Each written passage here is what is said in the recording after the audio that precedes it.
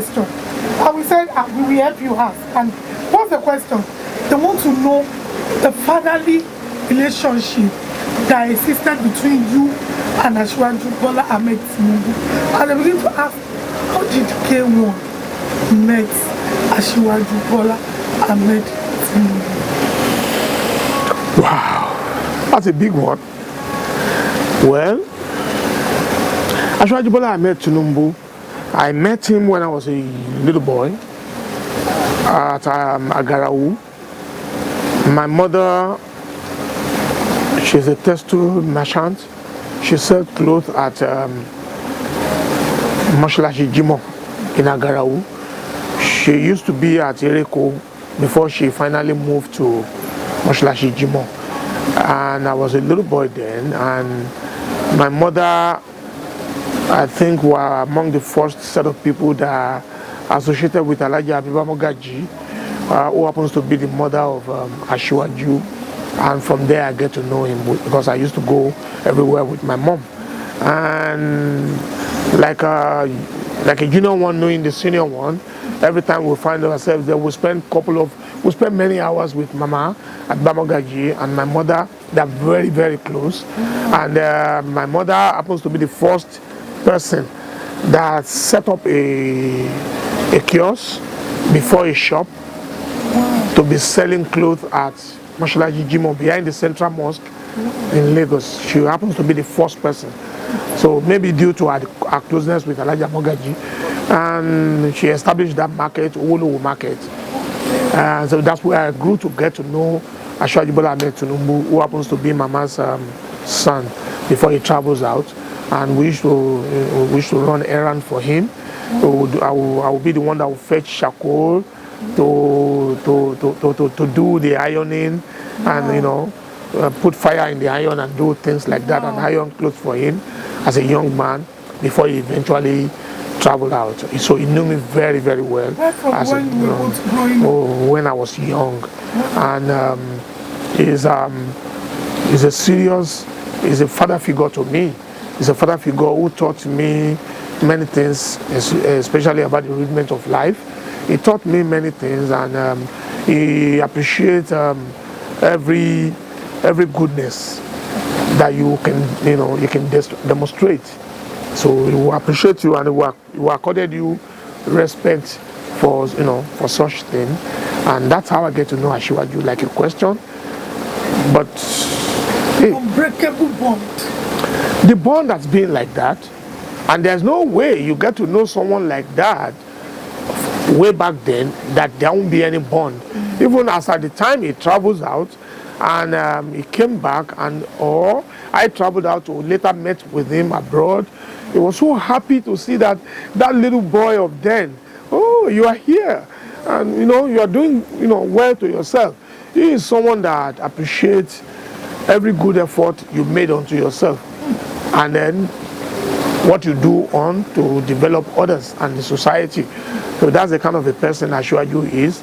And like I said, he's a father figure. I don't just relate to him as a brother. He's never my brother. He's my father. Yeah. I don't see him like my brother, because someone that has a lot to give to you, you have a lot to learn from. You don't regard such a person as your brother. It's so very disrespectful either to be considering such a person your brother. Yes. He is never my brother. He is a father figure. And he has been on that note, the relationship between us, like father and son. So the song, don't imagine me.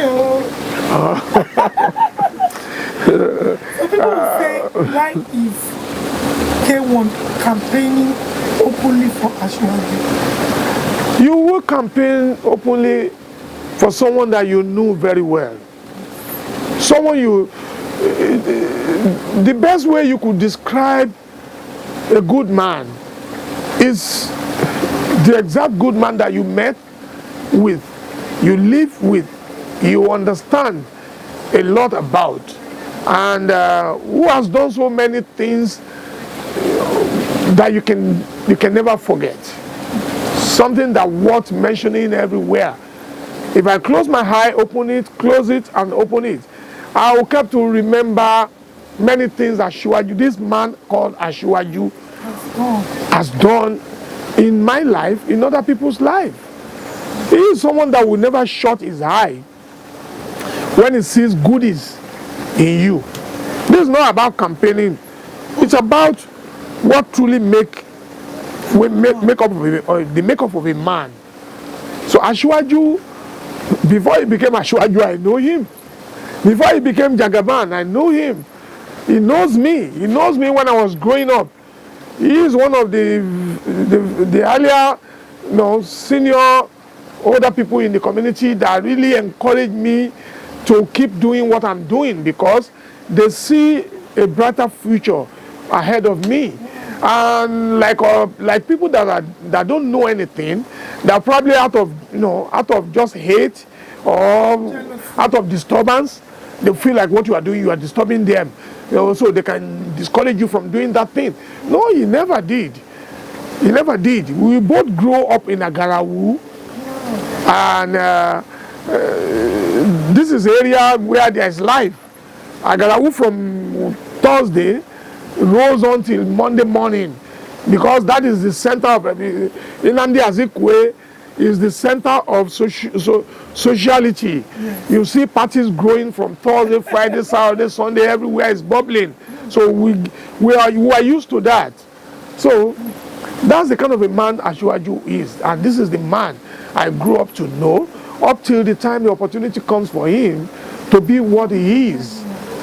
So if people saying I came out openly to campaign for him, I'm sorry that I have no other thing to do than just what I'm doing because of how long and well that I've known this man. So many don't know your relationship is dated over 40 years. Oh my God. The relationship between me and Asiwaju has dated over 50 years. Wow. Yes, almost 53 years. Wow. 53 years, 54 years. Wow. I've known him for a very long time. Wow. What has been your staying power?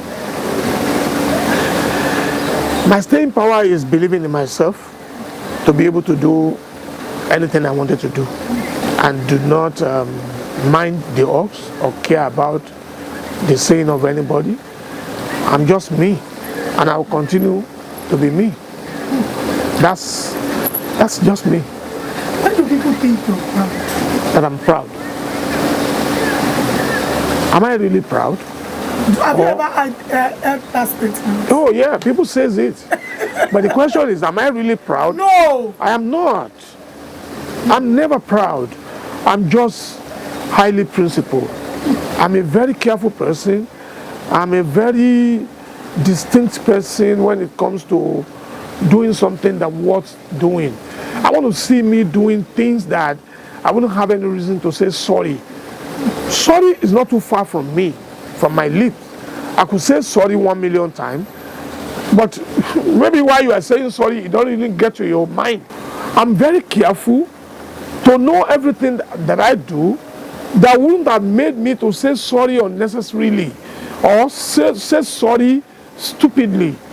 So if I'm being careful and being fearful also, and people now sees that to say like I'm proud. I'm not proud. I'm just being careful because I don't want to do something I'll later regret. What could demoralize a man who has his senses is when you stupidly do something that you knew is not right and you later find yourself saying sorry or have to beg. So they say think before you do. So if you really think before you do, then surely you won't do anything that will later make you to come back to say sorry, because you would have thought of it very, very carefully and well. Because that's my kind of a person. I mean, I'm highly principled. I know what I should do next minute. I know what I should say. I know what I shouldn't say.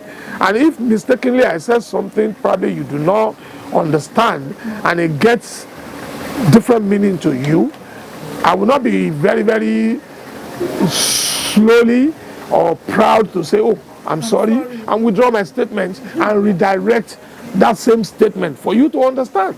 But if I see that you are too difficult, I don't want to tell you you are difficult. I don't want to argue with you. If I let you go and I retain my sanity, nothing bad in that. I'm very, very principled. I'm highly principled. It's nice chatting with you. We owed this interview. I extremely appreciate you. Thank you so very much. Supportable right from when you didn't know what we were doing. We were just using our phone to do recording. You've always supported us. And here we are today when we said, oh, Daddy, we're coming to have a chat with you. That is what we should do. That's what is expected of us, and that we'll continue to do. Thank you, sir. Thank you very much.